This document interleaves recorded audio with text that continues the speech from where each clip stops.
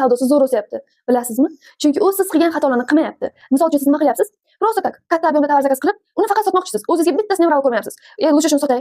Shu sotganimdan keyin yana tovar zakaz qilib olaman o'zimga, deyapsiz-da. Atak bunda unaqa emas. U nima qilib faqat o'ziga kerak narsani zakaz qilyapti. Mazza qilib atirchalarni sepib, uxotchalarni qilib, takoy uxojini bo'lib yuribdimi? O'sha narsani Instagramga qo'yadi. Va u o'zi ishlatgani uchun odamlar unga menga ham olay shu narsani, mana shunaqa uxojini bo'lib yuray deb tovar zakaz beradi.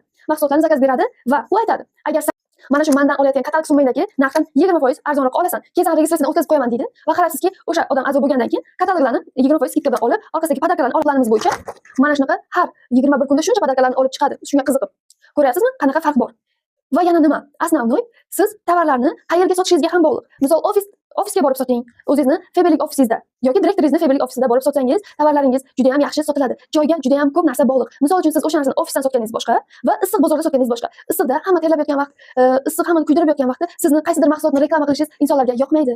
Va Febelikni ham o'zingizni ham obro'yingizni tushirganingiz holatda samatsingiz esa sinib ketadi. Lучше joyni to'g'ri tanlang. Bunaqa issiq vaqtda salqinroq joylarga insonlar bilan muomala qiling. Misol uchun siz ko'targ'achga chiqmoqchimisiz, bozorlarga tarqatmang. Mana shunday konditsionerga ega bo'lgan Family Park, Makon Mallga o'xshagan yaxshi salqin joylarga borib, kunning istalgan vaqtida mana shu mahsulotlaringizni tavsiya eta olasiz. Yoki soat 6 dan 9 gacha parklarga borishingiz mumkin, havo salqin bo'ladi.